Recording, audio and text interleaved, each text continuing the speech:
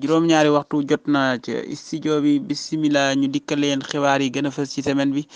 li gën a fës ci bopp xibaar yi bokk na ci mbirum Ousmane Sonko moom mi nga xamante ne nii gannaaw bi ñu dajee ci altine ji ci assemblée nationale fukki député ak juróom-ñeent lañ tànnoon ngir ñu mën a xool ba nan la ñuy doxalee ngir mën a summi mbaraanum kilaay kii nga xamante moom mooy Ousmane Sonko. talaata ji nag moom lañ daan woowe gardi mardi grand waaye loolee nag mujjun ko màggal comme niñ ko daan doxalee ci at yi weesu li ko waral nag kenn du ko laajte ndax Covid 19 moom moo fa jaar. ba tey nag ci àllarba ji li nga xamante moom mooy chrétien yi nekk ci biir Sénégal ak ci bitim ci àdduna bi yëpp ñoom ñoo mànkoo daal di commencé seenu koor ni kii àllarba ji ñu génn ba tey ñu desandi ci àllarba ji li nga xamante ni moom mooy. vaccin yi ñu doon xaar jóge na siin daal di yegsi ci diwaanu Ndakaaru Njaay gannaaw bi ko Macky Sall tertoo fële ca aéroport Blaise Diagne bu Diass yëkkati na fay kàddu nag daal di sant ñi nga xamante ni ñoom ñoo nekk ci kër docteur ñu fexe ba convaincre ci askanu Sénégal ngir ñu mën a ñàkkutu ñoom tamit ñu daal di jiitu ci ñàkk yi loolee Macky Sall moo ko yëkkati niki démb muy président bu Sénégal. gannaaw ba juróom-ñaari waxtu jotee ba toftal ñetti simili ñu daal di wéyandeek yéen ci xibaar yi ñu daal di jàll ci ki nga xam te moom mooy Moustapha Diakhaté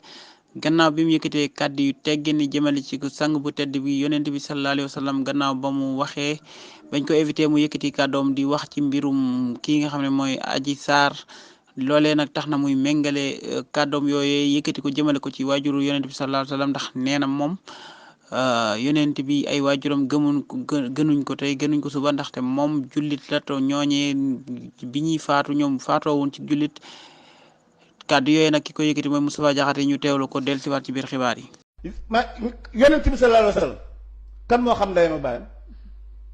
kan moo xam ndeyam ak baayam ñun suñu yoon daane ci ndey baayam ak baay yonent bi sallallahu alayhi wa sallam parce que maa dégg benn nit bu may wax ak moom benn mu naan ma yonent bi moo nu gën ndey ak baay ma ne xanaa yow la gën ndey ak baay man sama ndey ak sama baay ñoo gën ndey ak baay yonent bi parce que man sama ndey ak sama baay ci lislaam la juddu ndeyam ak baayam juddu wuñ deewuñ ci lislaam.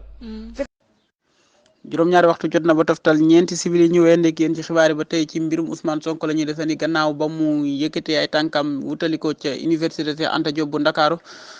ndax foofee dafa demoon seeti kii nga xam moom mooy Ousmane Sonko mi ñu làppoon làpp yu metti ci manifestation yu fi amoon ci fan yi ñu weesu ba fa demee nag mbooloo mu takku teerutu na ko moom mi lee di Ousmane Sonko gannaaw bi mu demee ci université Cheikh Anta Diop bu Ndakaaru yéen yi taskatu xibaar yi gis ne Ousmane Sonko bettati na nguur gi ba defati beneen point bu am solo ci wàllu politique ci biim réew. ñu wéyandeek yéen ci xibaar yi guddi gi ki nga xamante moom mooy Guy Marius Sagna àndandoo ko farandoo ki nga xam ne mooy Ousmane Sonko daal di déposé benn bataaxal fële ca préfecture bu Ndakaaru li waral nag këyit boobu ñu jébbal préfet ñoom neen dañoo bëgg a def seen manifestation ni ki àllarba bii ñu dëgmal ndax seen ñoñ ñi ñu jàpp ñu mën leen a bàyyi ci commissariat central mu Ndakaaru loolee tax na ñu wax ne fukki xale ak juróom-ñeent yi ñu jàpp ñu libéré leen immédiatement ñu mën a delluwaat seeni kër